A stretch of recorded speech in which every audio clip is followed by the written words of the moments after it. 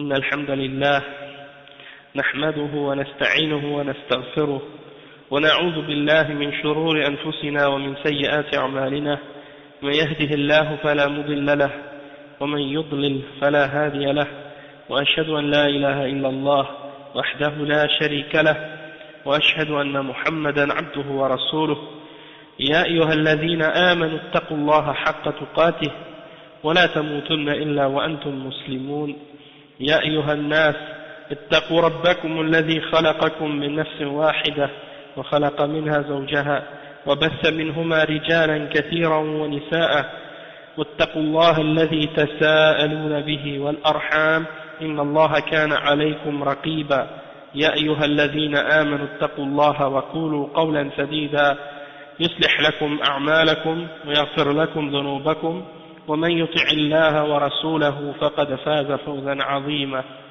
وإن خير الكلام كلام الله وخير الهدي هدي محمد صلى الله عليه وسلم وإن شر الأمور محدثاتها وكل محدثة بدعة وكل بدعة ضلالة وكل ضلالة في النار أما بعد. Donc aujourd'hui on commence le cours numéro 22 dans l'explication des 40 hadiths de l'imam An-Nawawi rahimahullah, et on lit avec le sharh de Cheikh Salih Al-Fawzan hafidhahullah. Donc on est rendu aujourd'hui au hadith numéro 10, et c'est un hadith qui contient de grandes significations et des points très très importants dans la vie de chacun des musulmans. Et donc on va lire ensemble justement ce hadith, qu'est-ce qu'il dit, puis on va traduire ensuite la signification.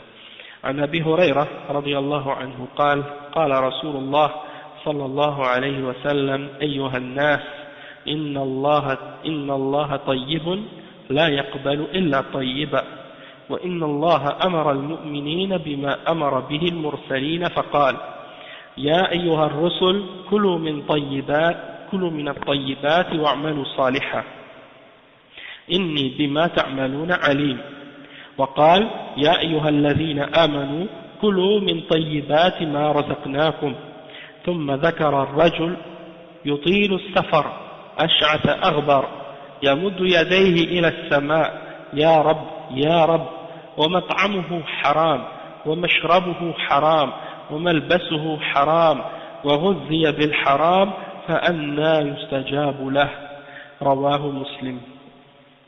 Donc ça c'est un hadith rapporté par Muslim selon Abi Huraira radiyallahu anhu. Il dit que le messager d'Allah sallallahu alayhi wa sallam a dit: ô vous les hommes, ô vous les gens, Allah subhanahu wa ta'ala est bon, certes, et il n'accepte que ce qui est bon. Et Allah subhanahu wa ta'ala a ordonné ou a commandé aux croyants, il a commandé aux croyants ce qu'il a commandé par la même chose, il a ordonné aux croyants la même chose que ce qu'il a ordonné aux messagers. Alors il a dit par rapport aux messagers dans le Coran, dans le verset 51, dans Surat Al-Mu'minun: ô vous les messagers, mangez des bonnes choses et faites de bonnes œuvres.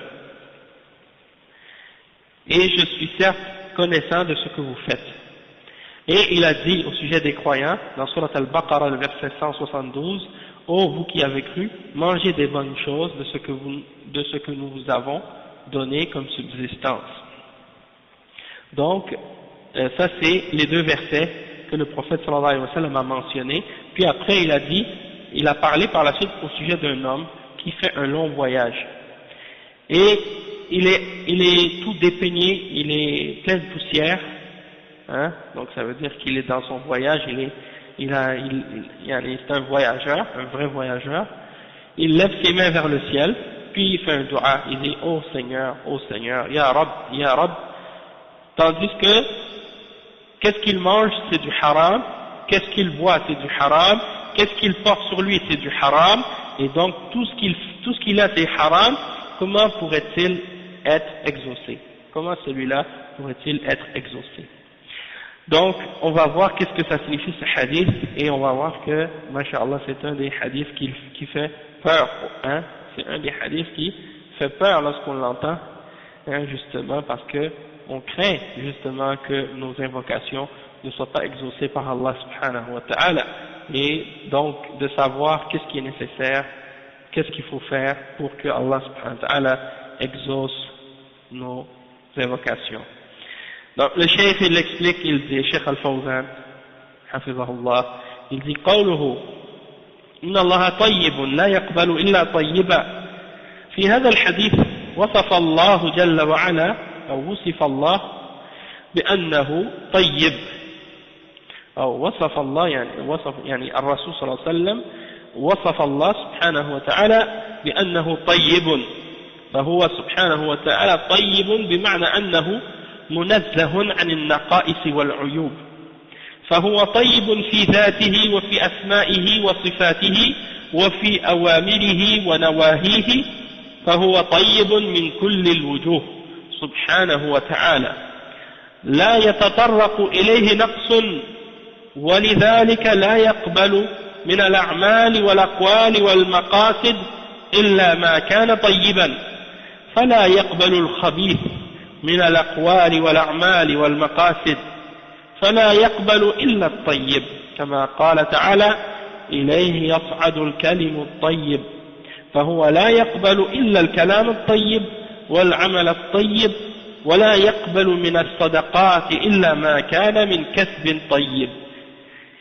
Donc le cheikh il commence en expliquant que Allah subhanahu wa ta'ala il est bon et il n'accepte que ce qui est bon. Dans ce hadith il y a la description d'Allah subhanahu wa ta'ala au sujet de Allah subhanahu wa ta'ala qui mentionne yani qu'il est bon, que Allah subhanahu wa ta'ala il est tayyib. Tayyib ça veut dire qu'il est bon, et quand on dit à propos d'Allah subhanahu wa ta'ala qu'il est bon, ça signifie qu'il est purifié et qu'il est exempté de tout défaut ou de toute faiblesse. Donc Allah subhanahu wa ta'ala il n'a aucune faiblesse et aucun défaut et aucune défaillance, donc il est parfait, hein, sur tous les plans et dans tous les points de vue, et donc il est bon en lui-même.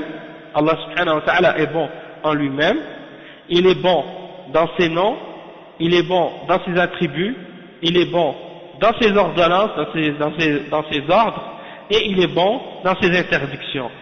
Donc, sur tous les plans et sur tous les points de vue, Allah subhanahu wa ta'ala, il est tayyib, il est bon. Et il n'y a aucune faiblesse, aucun défaut ou manquement qui peut l'approcher ou qui peut lui être attribué, ni de près ni de loin.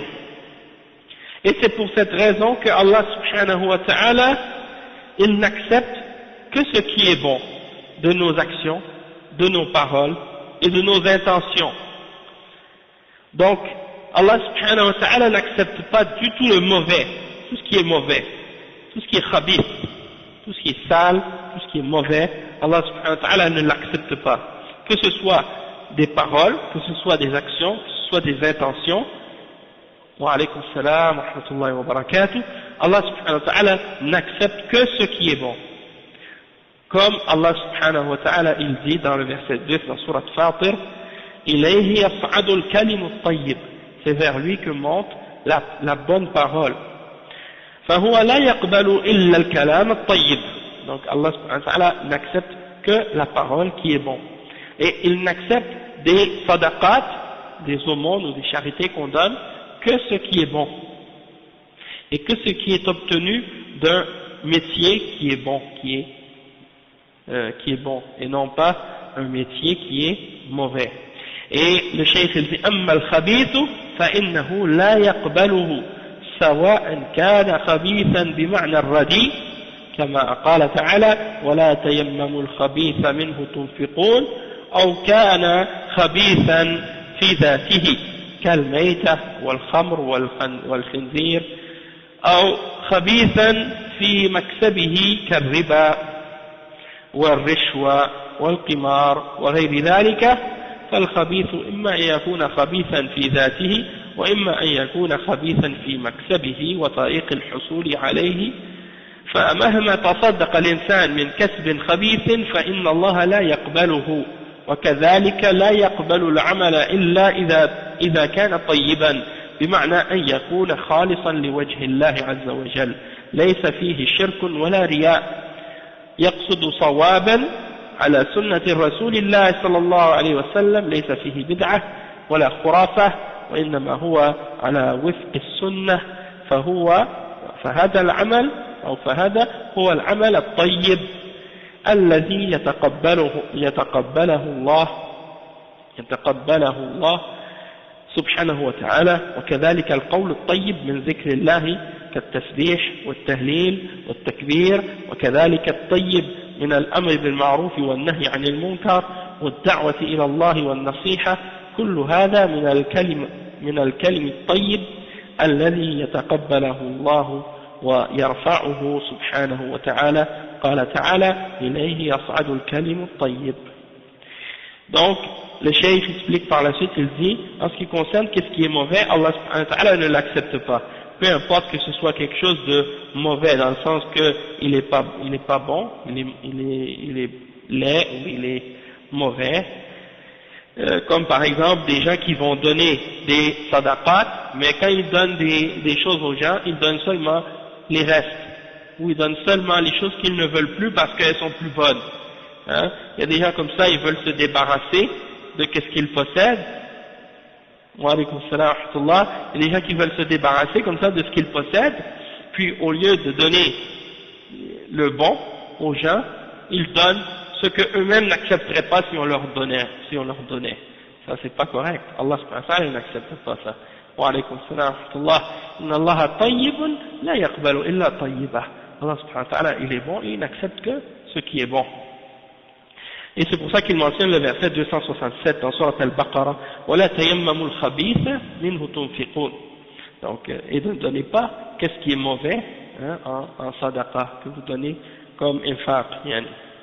Ou bien, خَبِيثًا فِي ذَاتِهِ, ou bien quelque chose qui est mauvais en lui-même, comme par exemple la viande qui est morte d'autre façon que par le fait qu'on l'a égorgée au nom d'Allah subhanahu wa ta'ala. Si c'est une bête qui est morte d'autre façon que ça, alors c'est un animal mort et on n'a pas le droit d'en manger dans ce cas-là. Hein, on appelle ça al-mayta.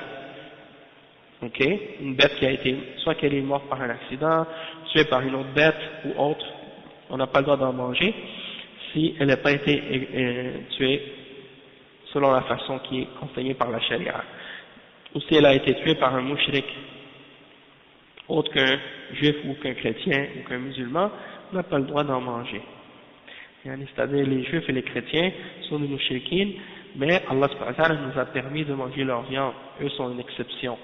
Mais les autres, les athées, les bouddhistes, les hindous, les autres croyances de shirk, de kufr, ceux-là n'ont pas le droit de manger leur viande. Et également l'alcool, ça c'est quelque chose qui est khabith en soi, et al-khinzir, le porc également. Il y en a des choses qui sont mauvaises par le métier ou par la façon dont tu les as obtenues. La façon dont tu les as obtenues. Donc par exemple, al-riba, celui qui a de l'argent qu'il a obtenu parce qu'il a chargé aux gens des intérêts, eh bien dans ce cas-là, celui-là, son argent qu'il a de riba c'est haram. Et al-rishwa, c'est quand quelqu'un demande à quelqu'un de lui donner de l'argent pour un service qui est gratuit en réalité, pour faire accélérer les démarches ou des choses comme ça, on appelle ça rishwa, hein, comme on dit en français, je ne sais pas le mot, mais bon, un pot de vin, hein, c'est ça. Donc c'est comme un genre de corruption, yani, hein. Et al-qimar, c'est les jeux de hasard. Donc quelqu'un qui joue à la loterie ou des choses comme ça, ou qui joue aux jeux de hasard, comme des jeux pour de l'argent, des jeux de cartes, des jeux de... Il y en a d'autres jeux, peu importe quelle sorte de jeu, mais que les gens font ces jeux-là pour gagner de l'argent, mais c'est basé sur le hasard, ça c'est haram aussi. Hein, comme le poker, les jeux comme ça, là, les jeux que les gens jouent pour les gens jouent à ces jeux-là pour gagner de l'argent, ça c'est haram. وغير ذلك فالخبيث إما أن يكون خبيثا في ذاته, donc comme on a dit, Donc qu'est-ce qui est mauvais? C'est soit que c'est mauvais en soi, ou soit que c'est mauvais par la manière dont on l'a obtenu, la façon dont on est arrivé à l'obtenir. Donc peu importe comment quelqu'un va donner de sadaqa à partir des biens qu'il possède, mais que ces biens sont khabith, ces biens sont mauvais, alors Allah subhanahu wa ta'ala ne va pas accepter la sadaqa qu'il a donnée avec cet argent-là. Et il ne va pas non plus accepter une action si cette action-là elle n'est pas bonne, dans le sens qu'il faut qu'elle soit faite avec les conditions nécessaires pour qu'elle soit bonne. La première condition, c'est qu'elle soit faite avec sincérité, qu'elle soit exempte de toute forme de shirk, majeur ou mineur, et qu'elle soit faite également sans forme de riya, ok, comme par exemple le fait de faire une prière pour montrer, ou de lire le Coran pour faire entendre, ou des choses comme ça, et qu'elle doit être en accord avec la sunna du messager sallallahu alayhi wa sallam, sans qu'il y ait dedans de forme d'innovation, de bid'ah, ou de superstition, ou des choses qui n'ont rien à voir avec la religion. Donc il faut qu'elle soit uniquement en accord avec la sunna. Donc ça c'est l'action qui est tayyib, et cette action-là c'est telle que Allah subhanahu wa ta'ala va accepter. De même que la parole, il faut qu'elle soit bonne, comme le dhikr, le rappel d'Allah, le tasbih, quand on dit subhanallah, at-tahlil, quand on dit la ilaha illallah, at-takbir, quand on dit Allahu akbar, de même que le fait d'ordonner le bien, d'interdire le mal, de faire la da'wa à Allah subhanahu wa ta'ala, de donner la nasiha, tout ça c'est des choses qui font partie des bonnes paroles que Allah subhanahu wa ta'ala accepte et qu'il va élever auprès de lui, comme il dit dans le verset dans Surat Fatir, le verset 10, ilayhi yas'adu al-kalimu at-tayyib, c'est vers lui que monte la bonne parole. أما القول الخبيث فإن الله يرده ويبغضه من الكذب والغيبة والنميمة والشتم وقول الزور وشهادة الزور وجميع الأقوال الخبيثة والشرك والكفر كلها أقوال خبيثة لا ترتفع إلى الله عز وجل ولا تقبل.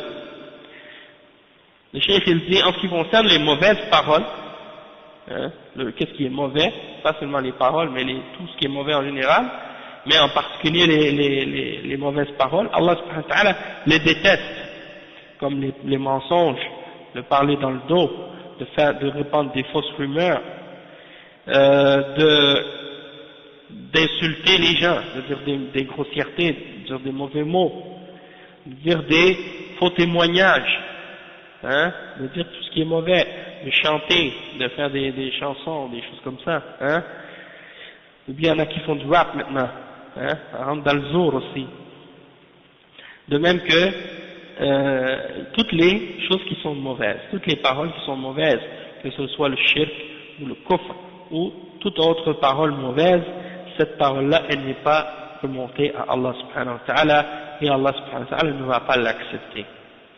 وقوله لا يقبل إلا طيبا الطيب من كل شيء يخرج بذلك ما كان خبيثا فإن الله جل وعلا يرده ولا يقبله. ثم قال إن الله أمر المؤمنين بما أمر به المرسلين فدل على أن المرسلين والمؤمنين مأمورون ومنهيون لا أنهم يفعلون أو يقولون شيئا من تلقاء أنفسهم أو من مستحسنات عقولهم وإنما يفعلون ما يؤمرون ويتركون ما نهوا عنه. قال الله تعالى وما آتاكم الرسول فخذوه وما نهاكم عنه فانتهوا. فهم مأمورون ومنهيون من قبل الله جل وعلا لأنهم كلهم عباده فلا يسبقونه بالقول ولا يتقدمون بين يدي الله ورسوله بقول أو بفعل وإنما يتبعون الأوامر فلا يفعلون إلا ما أمر الله به ولا يتركون إلا ما نهى الله عنه لأنهم عباد والرسل عباد والملائكة عباد ولو كانوا بمنزلة عظيمة وجلالة قدر لكنهم عباد يتبعون أوامر الله سبحانه وتعالى. Le cheikh il dit ensuite et Allah n'accepte que ce qui est bon. Qu'est-ce qui est bon de toutes choses, comme on l'a mentionné tout à l'heure. Et donc Allah n'accepte que le bien et il n'accepte pas le mal. Allah subhanahu wa ta'ala n'accepte pas le mal. Le cheikh il dit que Allah subhanahu wa ta'ala il n'accepte que ce qui est bon de toutes choses et tout ce qui est mauvais Allah subhanahu wa ta'ala il le rejette et il ne l'accepte pas. ثم قال إن الله أمر المؤمنين بما أمر به المرسلين. Puis ensuite le prophète sallallahu alayhi wa sallam a dit que Allah a ordonné aux croyants la même chose que ce qu'il a ordonné aux messagers. Ça c'est la preuve que les messagers et les croyants, tous les deux sont ordonnés, commandés de faire des choses et interdits également de faire des choses. Pas parce que la annahum yaf'alun ou yaquluna shay'an min tilqa'i anfusihim. C'est-à-dire que ça ne veut pas dire qu'ils font, en particulier les messagers, ils ne font pas des choses de eux-mêmes ou qu'ils ont décidé d'eux-mêmes. Les messagers, ils suivent ce qu'Allah leur ordonne de faire. Et qu'est-ce qu'Allah leur interdit, ils s'en abstiennent. Et ils font, donc c'est ça que Allah subhanahu wa ta'ala dit dans le verset وَمَا أَتَاكُمُ الرَّسُولُ فَخُذُوهُ وَمَا نَهَاكُمْ عَنْهُ فَانْتَهُوا. Ce que le messager vous donne, prenez-le, et ce qu'il vous interdit, abstenez-vous-en et craignez Allah. Donc ils sont ordonnés de faire ce que Allah leur ordonne et interdits de faire ce que Allah leur interdit. Et c'est Allah qui leur envoie ces commandements-là. C'est Allah qui leur envoie les commandements qu'ils doivent suivre. C'est pas les messagers qui décident par eux-mêmes. Pourquoi? Parce que ce sont des serviteurs, comme tout le monde. Ils ne dépassent pas Allah subhanahu wa ta'ala par la parole, ils ne dépassent pas Allah subhanahu wa ta'ala d'une parole, ils se mettent, ils se soumettent à ce que Allah subhanahu wa ta'ala leur ordonne. Et ils ne dépassent pas l'ordre d'Allah. Ils ne passent pas devant Allah subhanahu wa ta'ala et les croyants ne passent pas devant Allah et devant son messager, ni dans leurs paroles, ni dans leurs actions. Ils ne font que suivre les commandements d'Allah subhanahu wa ta'ala. Et ils abandonnent ce que Allah subhanahu wa ta'ala leur interdit de faire parce qu'ils sont des serviteurs d'Allah subhanahu wa ta'ala, tout comme les messagers sont des serviteurs d'Allah, tout comme les anges sont des serviteurs d'Allah. وَلَوْ كَانُوا بِمَنْزِلَةٍ عَظِيمَةٍ. Même s'ils ont un statut très élevé, même s'ils sont des messagers très respectés, même s'ils sont des anges très rapprochés d'Allah subhanahu wa ta'ala, ils sont tous des serviteurs d'Allah subhanahu wa ta'ala et ils doivent tous respecter et suivre les ordres d'Allah subhanahu wa ta'ala. وقال وأمر المؤمنين بما أمر به المرسلين ثم ذكر الشاهد والدليل على ذلك. الله أمر المرسلين بقوله تعالى يا أيها الرسل كلوا من الطيبات واعملوا صالحات. وقوله تعالى كلوا من الطيبات أي من الحلال. الطيب هو الحلال والخبيث هو الحرام. والله أمر بالأكل من الطيبات أي من المباحات ونهى عن الأكل من الحرام والخبائث ثم ذكر ما يترتب على أكل الحلال وقال واعملوا صالحا. فأكل الحلال يعين على العمل الصالح ويجعل العمل الصالح متقبلا. أما أكل الحرام فإنه يثبت ويكسل عن العمل الصالح ويخذل الإنسان. Le cheikh ici il dit et Allah subhanahu wa ta'ala a commandé aux croyants ce qu'il a commandé, il a commandé aux croyants de faire, il a commandé aux croyants la même chose qu'il a ordonné aux messagers de faire. C'est-à-dire les croyants sont ordonnés de faire ce que les messagers ont été ordonnés de faire. En ce qui concerne qu'est-ce qui est permis et qu'est-ce qui a été interdit, qu'est-ce qui a été ordonné et qu'est-ce qui a été interdit. Et il mentionne la preuve de ça parce que Allah subhanahu wa ta'ala dit dans le Coran, dans le verset qu'on a mentionné tout à l'heure, ô vous les messagers, mangez de toutes les bonnes choses et faites les bonnes œuvres. Donc quand Allah subhanahu wa ta'ala il dit mangez de toutes les bonnes choses, c'est-à-dire des choses qui sont halal. Donc le tayyib c'est qu'est-ce qui est bon, c'est qu'est-ce qui est halal. Et al-khabith c'est qu'est-ce qui est haram. Donc, le tayyib, c'est qu'est-ce qui est bon, c'est qu'est-ce qui est haram. Et al-khabith, c'est qu'est-ce qui est halal. Donc, le tayyib, c'est qu'est-ce qui est bon, c'est qu'est-ce qui est bon, c'est qu'est-ce qui est haram. Et al-khabith, c'est qu'est-ce qui est halal. Hein? Qu'est-ce qui est mauvais? C'est ce qui est haram. Donc, manger qu'est-ce qui est bon, c'est manger halal. Manger qu'est-ce qui est mauvais, c'est ce qui est, ou manger ce qui est khabith, c'est ce qui est haram. Et Allah subhanahu wa ta'ala, il nous ordonne de manger de ce qui est bon, de toutes les choses qui sont bonnes. Et il nous interdit de manger ce qui est haram et de qu'est-ce qui est mauvais. Puis ensuite, il a mentionné la conséquence du fait de manger de ce qui est halal. Il a dit wa'malu salihah. Il a dit mangez de toutes les bonnes choses et faites les bonnes œuvres. En voulant dire que le fait de manger du halal, c'est ça ce qui va t'aider à faire des bonnes œuvres. Et c'est vrai, hein? Le fait de manger du halal, on ne veut pas dire seulement de manger la viande halal. Il y a des gens qui peuvent penser manger du halal, ça veut dire juste manger de la viande halal. Mais si tu travailles dans le haram et que tu manges de la viande halal avec l'argent que tu gagnes dans le haram, eh bien c'est quand même du haram que tu manges. Hein? Donc c'est pas juste de manger la viande halal elle-même, mais de gagner de l'argent halal pour pouvoir manger du halal avec. Et c'est ça que ça signifie manger des bonnes choses. Donc le cheikh il dit, lorsque tu vas manger du halal, eh bien ça va t'aider à faire des bonnes œuvres. Le cheikh il dit de faire des bonnes œuvres, ça va être plus facile, tandis que si tu manges du haram, tu deviens lourd, tu deviens paresseux, hein, et tu commences t'as envie d'abandonner les bonnes œuvres. Tandis que quand tu manges du halal, ça t'aide, ça te donne de la force pour faire des bonnes œuvres, et non seulement ça, mais ça fait en sorte que tes actions vont être acceptées. Et le cheikh dit وَلِذَلِكَ تَجِدُ الَّذِينَ يَأْكُلُونَ الْحَرَامَ ويكتسبون الحرام من أبعد الناس عن الطاعات وعن العبادات وأكسل الناس عن الصلوات لأن الحرام ثقل في بطونهم وقلوبهم فكسلهم عن الطاعة بخلاف الذي يتغذى بالحلال ويتحرى الحلال فإن ذلك يعينه على طاعة الله ويلين قلبه ويرققه.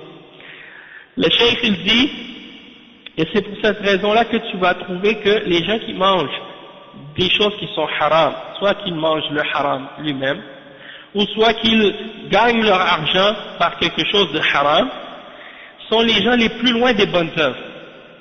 Sont les gens les plus loin des bonnes œuvres. Allah musta'an. Et ce sont les gens les plus paresseux lorsqu'il est temps de faire la salat. Parce que le haram est devenu lourd dans leur ventre et dans leur cœur. Et ça les a rendus paresseux de faire les obéissances et de faire les bonnes œuvres. Contrairement à la personne qui ne mange que ce qui est halal et qui fait des efforts pour prendre uniquement ce qui est halal, ça va lui faciliter et ça va l'aider à obéir à Allah subhanahu wa ta'ala, et ça va alléger et adoucir son cœur et le rendre plus sensible, plus doux. Ok? Donc, ça c'est l'importance de prendre ce qui est halal, de manger ce qui est halal. Et en particulier dans un pays comme ici, parce qu'on vit dans une société où presque tout est haram autour de nous. Et donc, il faut faire encore plus d'efforts pour ne pas prendre ce qui est haram dans la société, que ce soit dans le travail que tu fais, ou dans n'importe quelle chose que tu manges, faire attention. Hein.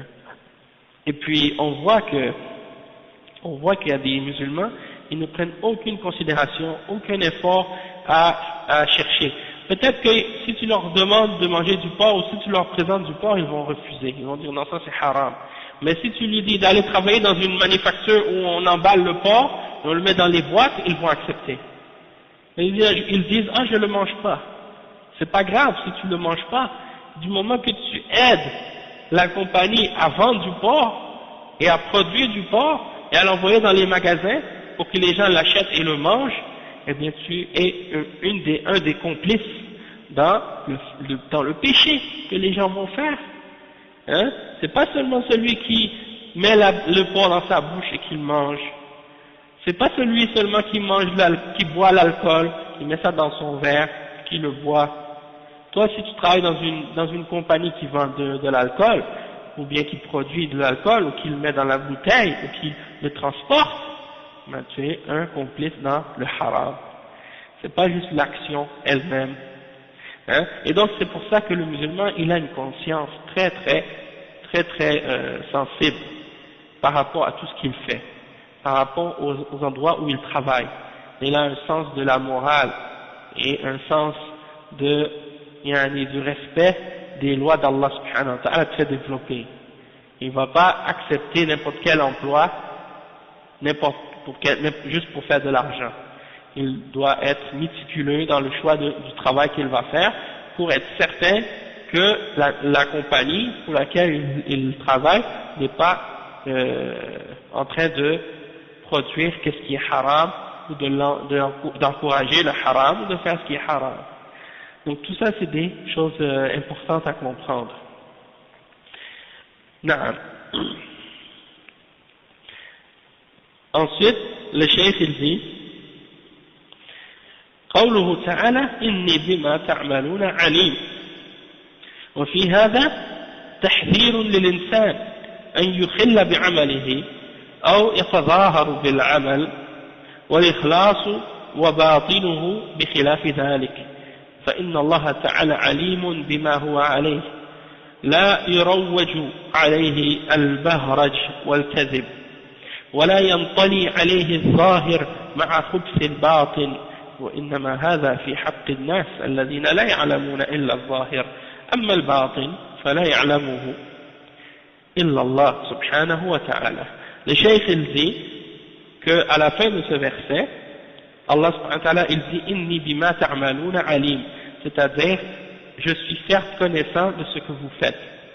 Et le cheikh il dit qu'il y a dans ça un avertissement pour l'homme qui ne doit pas faire que ses actions soient déficientes en elles-mêmes, que ses actions doivent être bien faites, parce que Allah subhanahu wa ta'ala sait ce qu'il fait. Donc il doit faire ses actions bien, comme il faut. Et non seulement il doit les faire bien en apparence, mais il doit aussi les faire avec sincérité, dans son cœur et dans son intérieur. Il ne doit pas montrer à l'extérieur une action qui est bonne, alors que dans son cœur et dans son intérieur, c'est le contraire. Parce que Allah, il est alim, il est connaissant.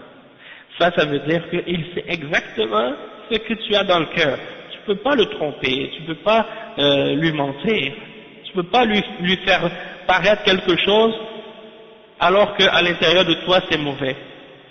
Hein? Peut-être que tu peux faire ça avec les hommes, parce que les hommes ne connaissent que ce qu'ils voient et ne peuvent juger que ce qu'ils voient. Les êtres humains, oui, mais Allah non. Allah subhanahu wa ta'ala, il connaît l'intérieur et l'extérieur. Et donc, tout ce que tu as dans le cœur, il le sait. Et donc, il faut non seulement travailler sur l'extérieur, mais aussi sur l'intérieur. Et ça implique toute chose. Tout musulman, s'il fait quelque chose, il doit le faire pour Allah subhanahu wa ta'ala. Et je pensais à quelque chose justement pendant la semaine, je me disais, il y a des femmes maintenant quand on leur parle du hijab, elles répondent toujours aux questions quand on leur demande pourquoi vous mettez le hijab, elles sont toujours prêtes à dire moi je mets le hijab, c'est pour Dieu. Je mets pas le hijab parce qu'on me force. Je mets pas le hijab parce que c'est quelqu'un qui m'a contraint, ou mon mari, ou mon père, ou quelque chose comme ça. Je le mets parce que c'est pour mon créateur, c'est pour mon Dieu. Mais d'un point de vue, c'est ça ce qui est nécessaire en fait, c'est ça ce qui est obligatoire pour la femme, de faire toutes ses actions, toutes ses œuvres pour Allah seul, qu'elle soit sincère. Mais le problème c'est que lorsqu'on voit la façon comment elles portent le hijab, certaines d'entre elles, on peut comprendre que c'est pas vrai, qu'elles ne le font pas pour Allah subhanahu wa ta'ala. Parce que si tu fais quelque chose pour Allah, tu tu vas le faire de la meilleure façon. Tu vas pas le faire n'importe comment. Et tu vas le faire de la façon que Allah t'ordonne de le faire et selon les règles que Allah t'ordonne de le faire. Pas le faire comme toi tu veux. Pas le faire comme la mode, comment les gens le font. Pas le faire de la façon que par rapport à la société. Non. Tu le fais par rapport à Allah subhanahu wa ta'ala et pour Allah seul. Peu importe ce que les gens pensent. Peu importe ce que les gens disent. Peu importe ce que les autres filles font. Toi tu le fais pour Allah seul, fais-le comme Allah t'ordonne de le faire. Pas comment toi tu veux ou comment tu penses. Parce que sinon c'est la preuve que tu ne le fais pas pour Allah, réellement. Hein? Et ça c'est un exemple aussi, que lorsque le musulman il fait une œuvre, il fait une action, et qu'il le fait pour Allah, ça veut dire qu'il doit faire son effort et son possible pour le faire le mieux possible, de la meilleure façon possible. Hein? وقوله إني بما تعملون عليم يتضمن شيئين. الأول أن الإنسان لا يخشى أن يضيع له شيء من العمل ولا أن الله ينساه أو يتركه، فجميع الحسنات والسيئات يعلمها الله تعالى ويحصيها ويكتبها لصاحبها سواء كانت حسنة أو سيئة. Le cheikh il dit, quand Allah ta'ala il dit je suis certes connaissant de ce que vous faites, ça implique deux choses. Première chose, c'est que l'être humain ne doit pas avoir aucune crainte par rapport aux actions qu'il a faites, parce que Allah subhanahu wa ta'ala ne va pas l'oublier et il ne va pas l'abandonner, il ne va pas le laisser. Toutes les bonnes actions et toutes les mauvaises actions, Allah subhanahu wa ta'ala les connaît, il les a calculées et les a écrites pour la personne qui les a commises et qui les a faites. Peu importe que ce soit une bonne œuvre ou une mauvaise œuvre, vous n'avez rien à craindre, elles sont bien notées, elles sont bien préservées. Hein? Donc il n'y a personne qui va oublier une hasana. Hein? Dans cette vie, si tu travailles dans une compagnie, tu as travaillé par exemple 8 heures, tu as peur que ton patron il t'oublie de calculer quelques heures de travail. Lorsque tu reçois ton chèque à la fin de la semaine, tu regardes le nombre d'heures, tu dis il y a des heures que j'ai faites qui ne sont pas écrites dans la paye. Hein? Il n'y a pas de danger avec Allah subhanahu wa ta'ala, il n'oublie pas. Il ne manque, il n'y a rien qui manque dans tes hasanats. Tu as fait une hasana, elle est écrite. Elle ne va pas se perdre, elle ne va pas s'oublier. Hein? Et la même chose pour les péchés que tu as fait. Hein? Et والثاني أن الله جل وعلا لا ينخدع بالظواهر الباطلة والزخرف والتزوير وإنما يعلم الحقائق سبحانه وتعالى. قال تعالى في حق المؤمنين. Donc, le cheikh il dit le deuxième point par rapport à ce qui est impliqué par le fait que Allah est connaissant de ce qu'on fait, c'est que on ne peut pas le tromper. Il ne peut pas être trompé, Allah subhanahu wa ta'ala. Il ne peut pas être trompé par les fausses apparences et les embellissements, hein, et les mensonges dans nos apparences. Allah connaît parfaitement les réalités de ce qu'on cache dans nos cœurs. Et le cheikh il continue donc l'explication du hadith. Il dit وقال تعالى في حق المؤمنين يا أيها الذين آمنوا كلوا من طيبات ما رزقناكم.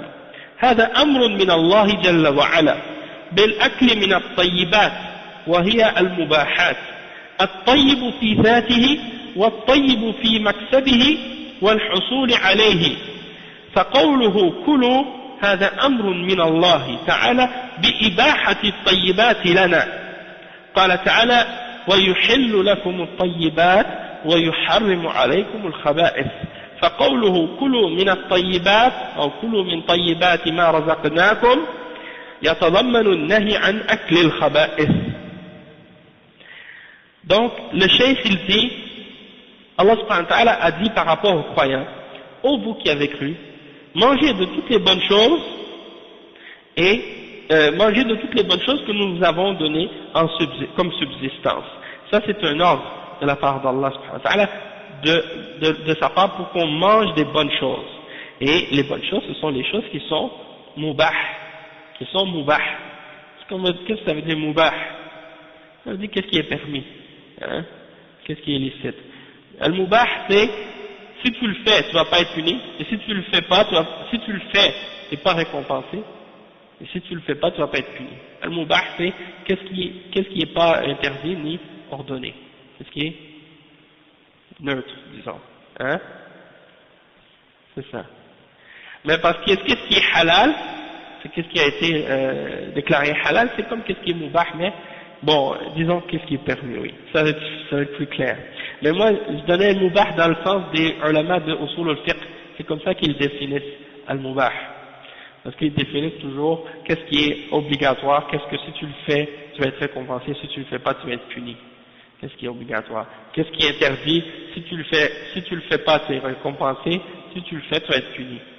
Hein? Et qu'est-ce qui est mubah, c'est ni un ni l'autre. Tu vas pas être puni si tu le fais, tu vas pas être récompensé si tu le fais, etc. Donc les définitions, des fois, bon, d'une chose à l'autre, ça peut être différent. Mais on comprend que qu'est-ce qui est mubah, c'est qu'est-ce qui est permis par l'islam. Et al-mubahat, Allah subhanahu wa ta'ala, il nous a permis tout ce qui est bon. Qu'est-ce qui est bon en lui-même, ou qu'est-ce qui est bon dans la façon qu'on l'a obtenu, dans la façon qu'on l'a gagné.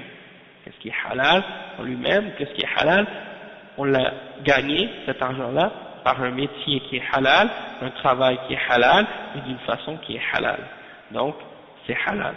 Hein? C'est ce que ça veut dire. فقوله كلوا هذا أمر من الله سبحانه وتعالى بإباحة الطيبات لنا. Donc le fait qu'il nous ordonne de le manger, de manger des bonnes choses, ça veut dire que c'est permis pour nous. Et il mentionne dans le verset 157 Allah dit, et il vous permet toutes les bonnes choses et il vous interdit toutes les mauvaises. Hein? Donc yuhillu lahum at-tayyibat, en parlant des messagers, il leur permet les bonnes choses et il leur interdit les mauvaises. Donc, quand Allah subhanahu wa ta'ala dit manger des bonnes choses que nous vous avons données comme subsistance, ça comprend l'interdiction de manger les mauvaises choses, les choses qui sont mauvaises. Donc, l'ordre d'une chose implique l'interdiction de son contraire. D'accord? Quand Allah nous ordonne quelque chose, ça implique qu'il nous interdit son contraire. D'accord?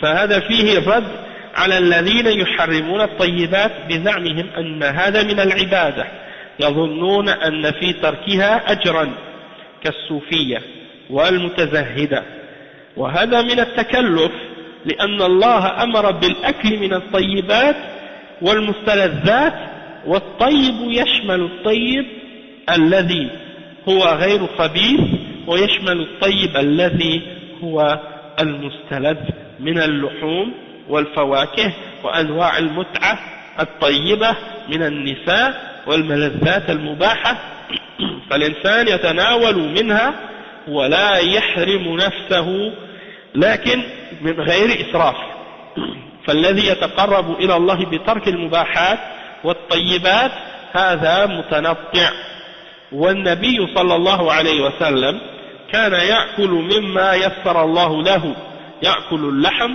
والفواكه وكان صلى الله عليه وسلم يتزوج النساء ويتطيب بالطيب ويعمل الطيبات عليه الصلاة والسلام.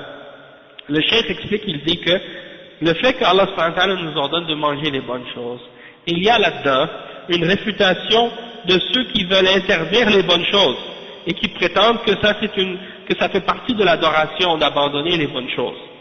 Et ils prétendent qu'il y a une récompense du fait d'abandonner les bonnes choses.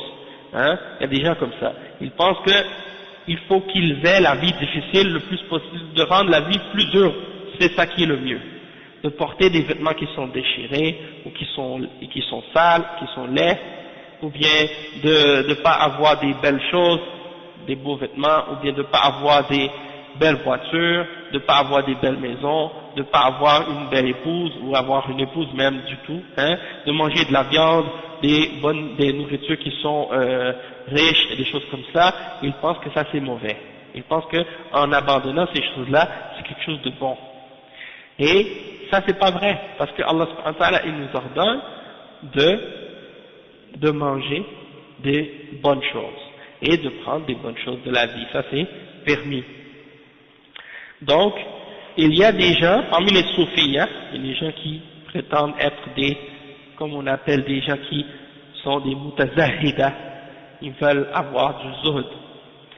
Et le mot zuhd, il y en a qui le traduisent par le terme ascète, ou ascétisme. Toutefois, il faut comprendre que le mot ascétisme, en langue française, il a une connotation qui est totalement opposée déjà à l'islam, tandis que le mot zuhd, c'est un terme qui est islamique, qui est mentionné dans les hadiths et dans les paroles des ulama. L'ascétisme, ça vient des croyances des gens, des Grecs de l'Antiquité, qui croyaient que le corps et l'âme étaient deux choses opposées, et que l'âme devait se libérer de son corps, hein, parce que pour eux le corps c'était le mal, quelque chose qui était mauvais, et l'âme c'était divin pour eux, et elle devait se libérer pour devenir un avec Dieu, hein, et donc ils devaient pour ça se priver de tous les bonnes choses de la vie, de tous les plaisirs du monde, soi-disant pour arriver à purifier leur âme, pour être capable de sortir de leur corps et faire un avec Dieu ou des choses comme ça. C'est la même chose chez les bouddhistes et d'autres, ils ont ces mêmes idées-là. Et il y en a parmi les musulmans qui ont copié ces idées-là de chez les mushrikines et les kuffars et qui ont essayé de les rendre islamiques, et donc ils ont développé ces idées-là et ces théories-là. Et donc, ils parlent d'ascétisme, que c'est des gens qui vont aller vivre dans des endroits éloignés, hein, dans les grottes, dans les forêts, dans les endroits loin où il n'y a personne, isolés, soi-disant pour s'adonner à la méditation et la prière et l'adoration seulement, comme les moines dans les monastères, ils vont faire que le jeûne, qu'ils vont pas se marier, ils vont rien avoir à faire avec rien des choses de la vie. Parce que pour eux, ils pensent que ça c'est des choses qui sont contraires à la foi et à l'adoration. Ils pensent que de faire ça, c'est des choses qui vont les distraire de l'adoration. Ils pensent que le mieux c'est d'adorer Allah seul, et de l'adorer de cette façon-là, comme eux ils s'imaginent, sans limite et sans règles. Toutefois, c'est pas ça l'exemple des messagers d'Allah, et c'est pas ça l'exemple du prophète Mohammed sallallahu alayhi wa sallam, puisqu'on a vu dans l'exemple du prophète sallallahu alayhi wa sallam qu'il vivait avec les gens, qu'il se mariait, qu'il faisait du commerce, qu'il faisait toutes sortes de choses aussi, qu'il participait à la vie sociale. Donc il n'y a rien qui dit que si tu adores Allah subhanahu wa ta'ala, il faut que tu t'abstiennes de toutes les bonnes choses, et que tu manges que des choses mauvaises, ou qu'une sorte de choses seulement. Non. Donc le cheikh il nous explique ça. Donc il ne faut pas traduire le terme zuhd par le terme ascétisme, mais plutôt il faut expliquer le terme zuhd, que le zuhd c'est le fait de ne pas donner une grande importance aux choses de cette vie d'ici-bas dans notre cœur, de ne pas donner à ces choses-là une emprise sur notre cœur, de se libérer de ces choses-là. Mais il blâme pas le zuhd, il parle des mutazahida. Et al-mutazahida, non, le mutazahida, al-zahid, al-zuhad, ça c'est ceux qui font le zuhd. Mais le mutazahid, c'est celui qui veut se montrer zahid, qui veut faire des efforts pour essayer de dire moi je suis zahid, et qui fait ces choses-là alors que ça n'a rien à voir avec le zuhd, tu comprends? Et donc, c'est pour ça que le cheikh il dit ça, les soufis et les mutazahida, ceux-là, le cheikh dit ça c'est de l'exagération, ça c'est de l'extrémisme, parce que Allah subhanahu wa ta'ala il nous a ordonné de manger des bonnes choses et des choses qui nous donnent disons du plaisir, qu'on trouve délicieuses et qu'on trouve bonnes, hein. Donc ça comprend qu'est-ce qui est tayyib dans le sens que c'est pas mauvais, et tayyib dans le sens aussi que c'est quelque chose qui est délicieux, qui est bon pour nous, qu'on aime, pas seulement que c'est bon parce que Comme par exemple, il y a des choses que des fois ta mère va te dire, mange des épinards, c'est bon pour toi.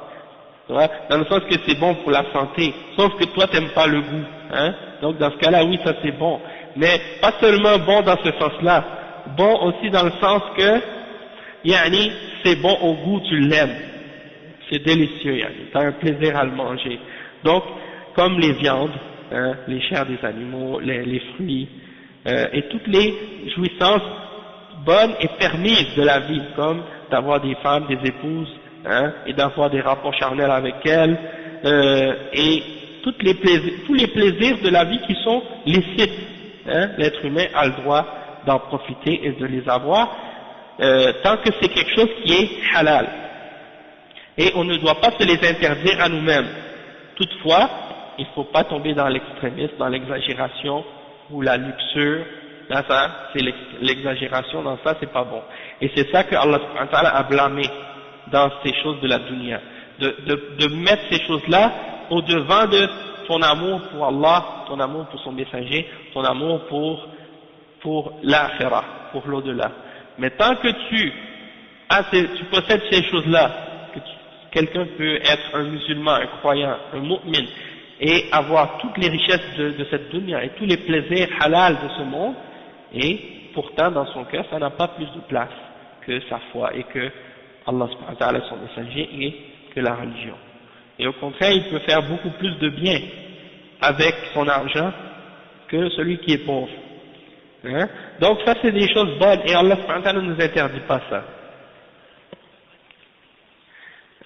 Il y avait Othman radiallahu anhu qui était Abu Bakr Siddiq, Abdurrahman ibn Auf et beaucoup d'autres parmi les sahaba qui étaient des commerçants et qui étaient riches. Non, Othman avec son propre argent il a préparé les armées, des armées entières, des régiments entiers. Donc ça c'est les hommes d'affaires, des riches là. Et à notre époque aussi il y en a des gens comme ça, des riches, musulmans riches et qui ont de l'argent et qui aiment l'islam, qui aiment la da'wah et qui aiment les tulab al-ilm et qui aiment la science et qui encouragent justement, ils donnent de l'argent pour l'islam, pour construire des choses pour les musulmans, pour aider les étudiants, les choses comme ça. Donc ces gens-là, alhamdoulilah, ils sont capables de faire beaucoup de bien pour l'islam et pour la cause d'Allah. Donc tout ça c'est des choses bien. Et donc ceux qui vont dire qu'ils pensent qu'ils vont se rapprocher d'Allah en abandonnant les choses bonnes et les choses permises, ça c'est de l'extrémisme. Ça c'est de l'exagération, ça ne fait pas partie de l'islam. Et le prophète Mohammed sallallahu alayhi wa sallam, il mangeait de ce que Allah lui donnait avec facilité. Il mangeait de la viande, il mangeait des fruits, hein, et il épousait des femmes, sallallahu alayhi wa sallam, il portait du parfum, et il utilisait tout ce qui était bon. Et même que le prophète sallallahu alayhi wa sallam lui-même a dit, « Hubbiba ilayya min dunyakum an-nisa wa at-tib » Parmi les choses de votre dunya qui ont été rendues aimables pour moi, que j'ai aimé, il y a les femmes et le parfum. Donc ça c'est des choses que le prophète sallallahu alayhi wa sallam a aimé de la dunya, des choses de la dunya.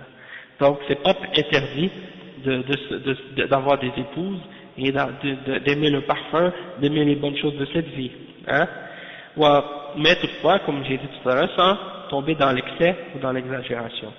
وقال واعملوا صالحا كما قال للرسل حيث أمرهم بأمرين الأكل من الطيبات والعمل الصالح لأن أكل الطيبات يعين على طاعة الله تعالى بالعمل الصالح حيث يتغذى البدن تغذية طيبة ينشط وليس المراد بذلك أن يعطي الإنسان نفسه كل ما تشتهي ويتكاسل عن الطاعة. هذه طريقة البهائم. إنما الإنسان يأكل يشكر الله عز وجل، فقوله واعملوا صالحا هذا من شكر نعمة الله عز وجل. Le cheikh il dit واعملوا صالحا, et faites des bonnes œuvres comme Allah a dit aux messagers, la même chose, faites des bonnes œuvres, hein. Kulu min at-tayyibati Kulu min tayyibati ma razaqnakum.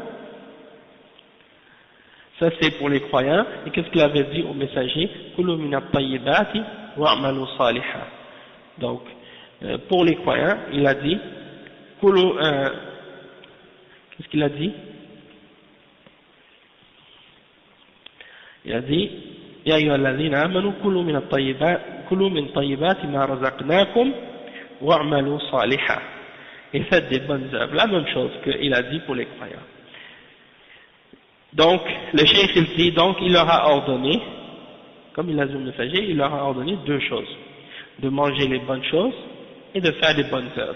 Parce que de manger des bonnes choses, ça va t'aider à obéir à Allah et à faire des bonnes œuvres. Hein, du moment que tu as nourri ton corps d'une bonne nourriture, tu vas avoir de l'énergie. Mais ça ne veut pas dire que tu dois laisser donner à ton corps tout ce que ton corps t'exige ou te demande. Hein, comme le chef il dit, chaque fois que tu as envie de manger quelque chose, tu le manges. Chaque fois que tu as envie de quelque chose, tu le prends. Tu risques de devenir comme un animal. Le chef il dit ça, c'est la voie des animaux qui suivent leur passion, leurs instincts. Hein? Non, il faut pas faire ça, parce que si tu donnes à ton âme tout ce qu'elle te demande et tout ce qu'elle désire, tu vas devenir paresseux par rapport aux obéissances. Donc plutôt, tu dois manger et remercier Allah subhanahu wa ta'ala de ce qu'il te donne. Comme il dit, wa'malu salihan, et faites des bonnes œuvres. Ça veut dire de remercier les grâces d'Allah subhanahu wa ta'ala. De remercier les grâces que Allah te donne.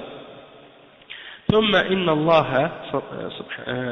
إن النبي صلى الله عليه وسلم ضرب مثلا للذي يأكل الحرام ويدعو الله عز وجل في حالة رثة وفي حالة تقتضي إجابة دعوته، فعنده أسباب لقبول الدعاء وعنده مانع من قبول الدعاء. أما الأسباب فهي الأول يمد يديه، ومد اليدين في الدعاء من أسباب الإجابة. يمد يديه إلى السماء. لماذا يمد يديه إلى السماء؟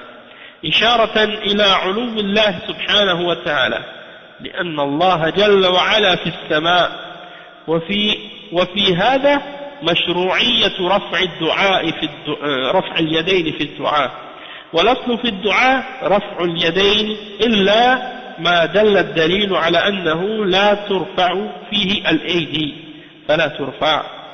Le cheikh il dit que ensuite le prophète Mohammed sallallahu alayhi wa sallam a donné des exemples par rapport à celui qui mange du haram et qui évoque Allah subhanahu wa ta'ala dans une situation de difficulté, qu'il a besoin de l'aide d'Allah subhanahu wa ta'ala, il a des difficultés à ce moment-là, il invoque Allah subhanahu wa ta'ala, mais après avoir mangé le haram, il est dans une situation qui implique qu'il soit exaucé, parce qu'il a des causes pour que son doua soit exaucé, mais en même temps il a des choses qui empêchent que son doua soit exaucé. Donc, parmi les causes qui sont mentionnées dans le hadith, il y a que cet homme, premièrement, les causes qu'il soit exaucé, c'est qu'il lève ses mains vers le ciel. Le cheikh il dit que de lever les mains vers le ciel dans le doua, c'est un des moyens pour être exaucé. Yamuddu yadayhi ila as-sama. Pourquoi il lève ses mains vers le ciel? Le cheikh il dit, c'est pour montrer que Allah subhanahu wa ta'ala, il est élevé. Allah subhanahu wa ta'ala, il est dans les cieux, au-dessus de son trône. Et donc ça c'est la permission, la preuve qu'il est permis de lever les mains lorsqu'on fait des doigts.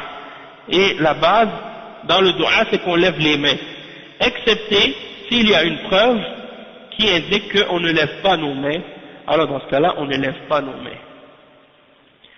Le cheikh il dit ensuite, la deuxième preuve, ou la deuxième cause qui fait qu'il mériterait d'être exaucé, c'est qu'il dit, Ya Rab, Ya Rab, يتوسل إلى الله بربوبيته وهذا من التوسل المشروع فالتوسل إلى الله بأسمائه وصفاته وربوبيته من أسباب الإجابة. Deuxièmement, il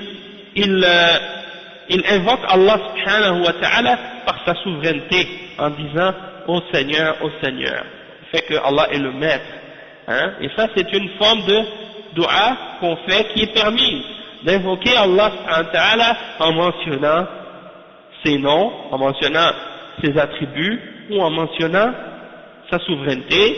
Ça fait partie des causes du fait que nos du'as soient exaucés. Et une autre cause qui est mentionnée dans le hadith, c'est sa description. Hein? Le prophète sallallahu alayhi wa sallam, il dit أنه أشعث أغبر وفي حالة رثة ليس عنده كبر أما الإنسان المستكبر فإن كبره يمنع قبول دعائه فهذا عنده سبب الإجابة وهو أنه متواضع وأيضا يطيل السفر والدعاء من المسافر مظنة الإجابة لأنه بحاجة فعنده أسباب القبول ولكن المانع الذي منعه أبطل عمل هذه الأسباب فلا يكون لها نتيجة. Le cheikh il dit ensuite, il est décrit comme étant tout poussiéreux et ses cheveux dépeignés. Hein? Donc ça c'est pour dire que c'est une personne qui est voyageur. C'est une personne qui est voyageur et qui est dans une situation de besoin. Il n'est pas fier, il n'a pas de fierté, aucune forme de fierté en lui. Hein? Et pourquoi? Parce que l'orgueil ou la fierté c'est quelque chose qui fait en sorte que tu ne sois pas exaucé dans ton dua. Mais lui, il n'a pas de fierté, il n'a pas d'orgueil dans cette situation-là. Donc, il a une cause pour être exaucé, il est humble. Et en plus, il a voyagé longtemps, il a fait un long voyage. Et le dua du voyageur, quand on voit un voyageur, eh bien, on dit que, en principe, il est exaucé le voyageur, parce qu'il c'est une des personnes qui ont un dua exaucé. Pourquoi? Parce qu'il a un besoin. Donc, il a toutes les causes nécessaires pour que son dua soit accepté. Sauf que, en même temps, il a des empêchements. Il y a des choses qu'il a fait qui font que son dua ne peut pas être accepté. Et ces empêchements-là ont détruit ou annulé les bonnes causes qu'il avait. Donc, les causes qu'il avait pour que ses doigts soient acceptés, n'ont pas eu le résultat voulu, à cause des empêchements ou des choses mauvaises qu'il avait fait. Et c'est quoi ces choses-là? Le cheikh il dit وقال ومطعمه حرام ومشربه حرام وملبسه حرام وغذي بالحرام فأنى يستجاب له يعني يبعد أن يستجاب له لأن عنده هذه الموانع فالدعاء لا يقبل إلا إذا توافرت أسباب قبوله وانتفت موانع القبول فهذا دليل على التحذير من الحرام وهو من مفهوم قوله تعالى كلوا من الطيبات فالحرام لا يؤكل والخبيث لا يؤكل والله جل وعلا أحل لنا الطيبات وحرم علينا الخبائث. Donc le cheikh il dit que c'est les choses qui empêchent que son droit soit exaucé. Wa alaykum salam wa rahmatullahi wa barakatuh. Les choses qui empêchent que son droit soit exaucé, c'est ce qu'il mange, c'est haram. Ce qu'il boit, c'est haram. Ce qu'il porte comme vêtement, c'est haram. Et tout ce qu'il fait, c'est haram. Hein, tout ce qu'il utilise comme nourriture ou quoi, c'est haram. Comment pourrait-il être exaucé? C'est très peu probable qu'une personne comme ça soit exaucée. Pourquoi? Parce qu'il a toutes sortes de choses qui viennent faire que son dua n'est pas accepté. Hein? Il dit لا يقبل إلا إذا توافرت أسباب قبوله وانتفت موانع القبول. Donc, pour que le dua soit accepté, il faut qu'il respecte les causes qui font que son dua soit accepté, et il faut que la personne ait éliminé toutes les barrières, disons, qui pourraient amener à faire rejeter son dua ou faire que son dua ne soit pas accepté. Et donc, ça c'est la preuve qu'il faut faire attention à ce qui est haram, d'avertir contre le haram. Et c'est ça la compréhension de la parole d'Allah subhanahu wa ta'ala, manger de ce qui est bon, parce que le haram, on ne doit pas le manger. Et le mauvais, tout ce qui est mauvais, on ne doit pas le manger. Et Allah subhanahu wa ta'ala nous a permis les bonnes choses, et il nous a interdit tout ce qui était mauvais. وَالْإِنسَانُ الَّذِي يَدْعُو اللَّهَ يفعل أسباب الإجابة ويتجنب أسباب منع القبول فليس المقصود أنك تدعو فقط بل لا بد مع الدعاء أن تعمل أسباب الإجابة وتتجنب أسباب الحرمان وهذا هو المقصود. Le cheikh dit donc, une personne qui fait un dua et qui invoque Allah subhanahu wa ta'ala, il faut qu'il fasse les causes pour que son dua soit accepté, et qu'il s'écarte des causes qui vont faire que son dua soit rejeté. Donc le but c'est pas seulement de faire le dua. Les gens qui pensent qu'il faut juste faire le dua, tu demandes à Allah et c'est tout. Non, il faut aussi, pour que ton dua soit valable et pour qu'il soit accepté, que tu fasses les causes qui vont faire en sorte que ton dua soit accepté et exaucé, et il faut que tu t'écartes des choses qui vont faire que ton dua va être rejeté ou qui ne va pas être exaucé. Et ça c'est le point à comprendre dans ce hadith. Le cheikh il dit فَدَلَّ هَذَا الْحَدِيث عَلَى فَوَائِدَ عَظِيمَةٍ. Le cheikh maintenant il explique que ce hadith il indique plusieurs bienfaits et plusieurs points très importants. Et là il va les énumérer pour résumer en fait tout ce qui a été dit dans ce hadith là, et il mentionne 4 points. Le premier, al-fa'idatul ula, anna al-ibad kullahum ma'muruna, al-anbiya wal-malaika wal-rusul wal-mu'minun, wa kullu al-khalq ma'muruna wa manhiyun. فلا أحد يحدث شيئا في دين الله من عند نفسه أبدا ولا يقبل الله ذلك. Le cheikh il dit comme premier point qu'on peut tirer de ce hadith, c'est que tous les serviteurs d'Allah subhanahu wa ta'ala sont ordonnés, commandés par Allah subhanahu wa ta'ala. Les prophètes, les anges, les messagers, les croyants, toutes les créatures, elles sont toutes ordonnées par Allah et interdites par Allah subhanahu wa ta'ala. C'est-à-dire Allah leur ordonne des choses et leur interdit des choses. Donc personne ne peut ramener dans la religion d'Allah quelque chose à partir de lui-même. Allah ne l'acceptera pas. Le deuxième point, al-fa'idatu al-thaniya في الحديث دليل على إباحة الطيبات وهي المباحات والمستلذات التي أباحها الله سبحانه وتعالى لعباده. فلا يأتي أحد يقول من العبادة ترك المباحات وحرمان النفس نقول له هذا ليس عبادة لله عز وجل، فإن الرسول صلى الله عليه وسلم كان يأكل من الطيبات والمستلذات والفواكه واللحوم، وكان يتزوج النساء، وكان ينام، وكان يأخذ ما أباحه الله له ويترك ما نهاه الله عنه وهو القدوة عليه الصلاة والسلام. Donc le cheikh il mentionne comme dans le deuxième point que dans ce hadith il y a la preuve que les bonnes choses sont permises, et c'est-à-dire les choses qui sont bonnes, qui sont permises et qui sont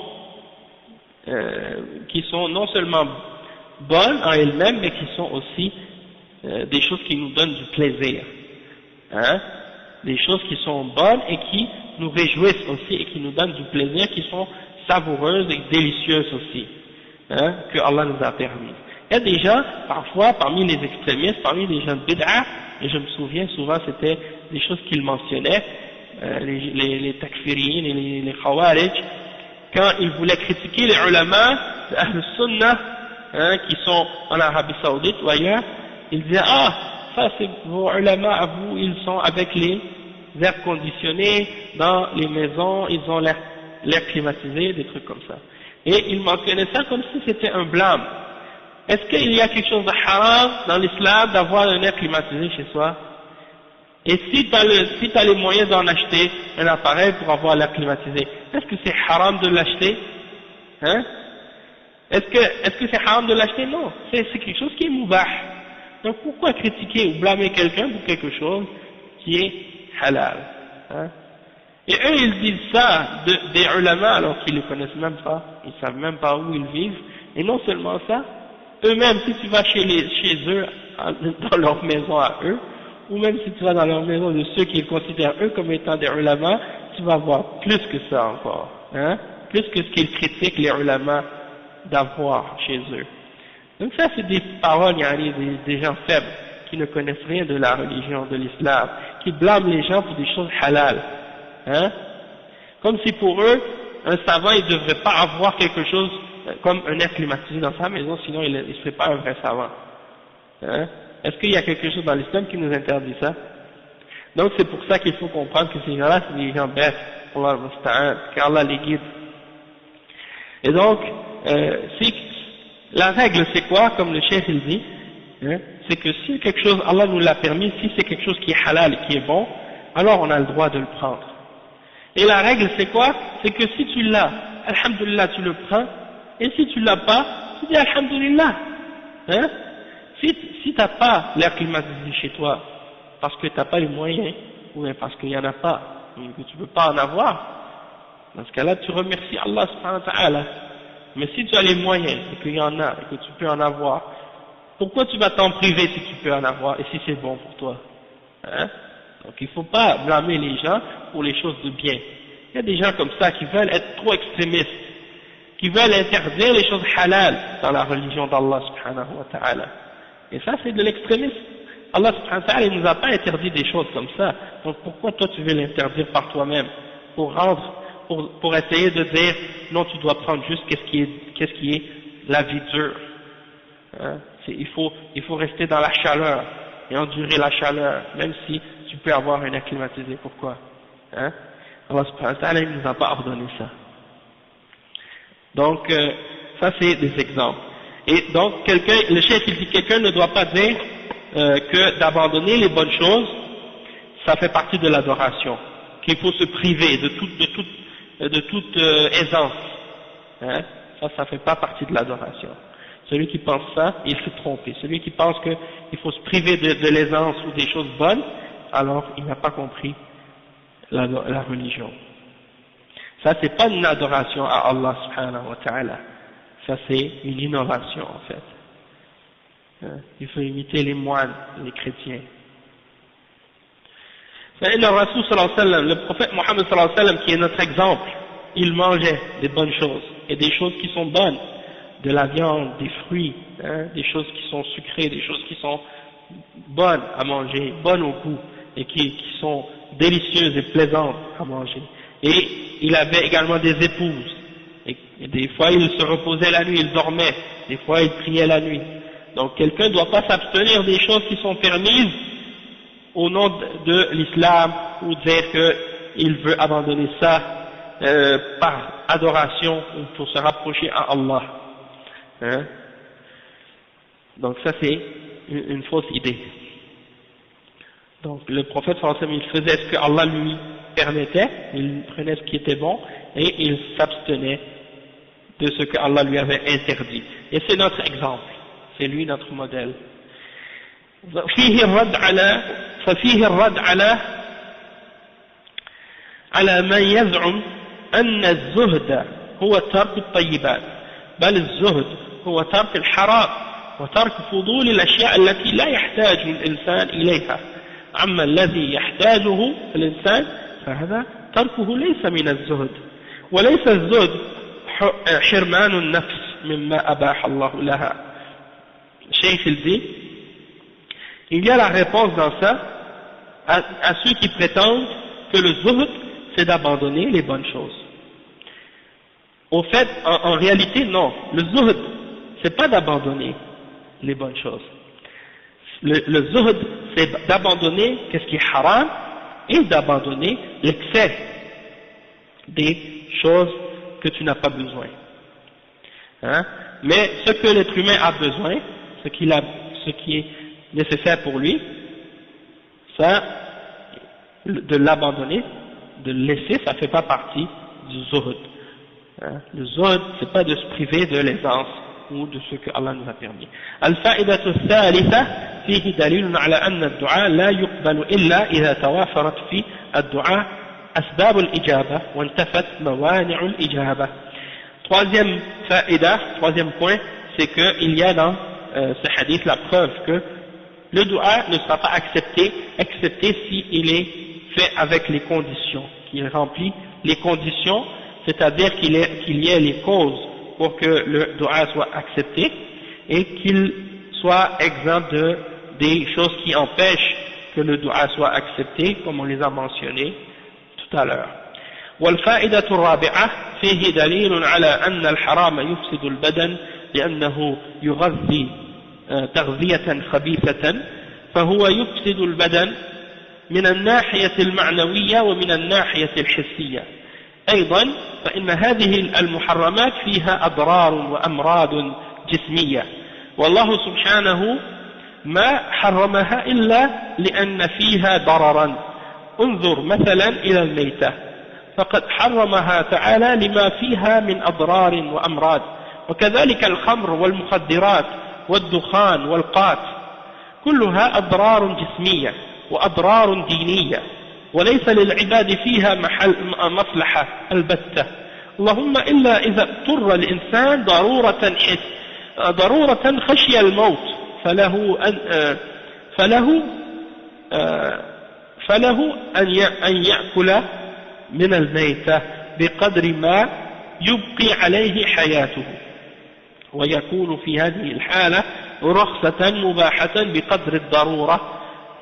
ففي هذه الحالة إذا أكل من الميتة لا يتضرر بها، أما إذا أكل منها في غير الضرورة فإنه يتضرر بها معنويا وحسيا.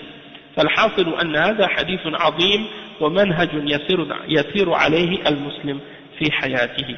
Le cheikh il dit comme quatrième point, dans le point numéro 3, c'est que Allah n'accepte pas un dua, excepté s'il remplit s'il contient les causes et qu'il est exempt des choses qui empêchent que le dua soit exaucé. Après, le cheikh il mentionne dans le point numéro 4 que dans ce hadith il y a la preuve que le haram il fait du tort. Il va corrompre le corps. Pourquoi? Parce que le corps va se nourrir d'une nourriture qui est mauvaise et ça va corrompre le corps d'un point de vue symbolique, si on veut, d'un point de vue abstrait. Hein? Et sur le plan concret aussi, il va corrompre le corps. Parce que regardez les choses que Allah nous a interdites, elles contiennent toutes des choses qui sont nuisibles au corps et qui peuvent le rendre malade, qui contiennent des malades, des maladies. Allah subhanahu wa ta'ala les a interdits parce que elles ont en elles-mêmes des éléments qui sont nocifs, qui sont mauvais, comme la viande morte par exemple. Allah l'a interdit parce qu'elle peut nous faire du tort, elle peut nous rendre malades. De même que l'alcool, la drogue, le dukhan, les cigarettes, al-qat, toutes ces choses-là sont des choses que Allah subhanahu wa ta'ala nous a interdit parce qu'elles peuvent nous faire du tort dans notre corps et aussi dans notre religion. Et donc, Allah subhanahu wa ta'ala nous les a interdits.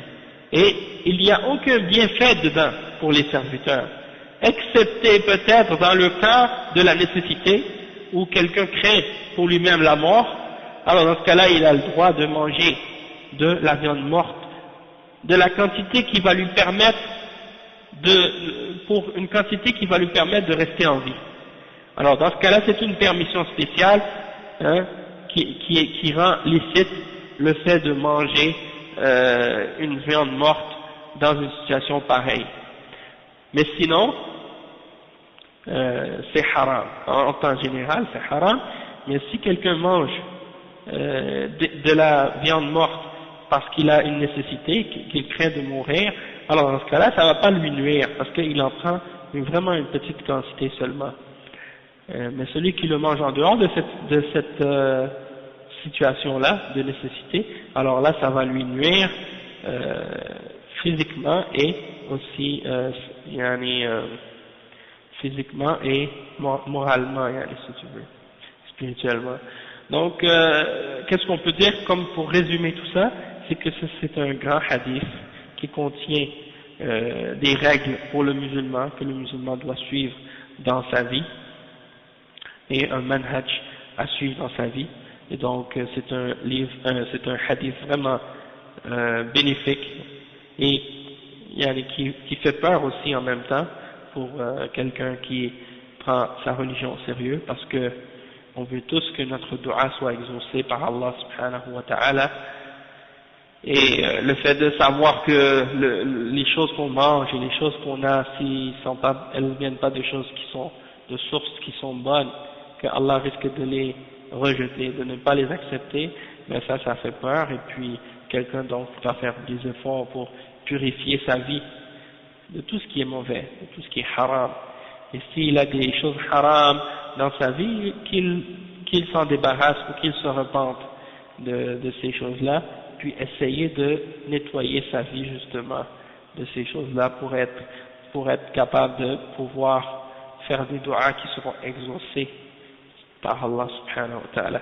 Donc on va s'arrêter ici, inshallah. Subhanakallah wa bihamdik. Ashhadu an la ilaha illa ant. Astaghfiruka wa atubu ilayh. Barakallahu fikum wa jazakumullahu khairan.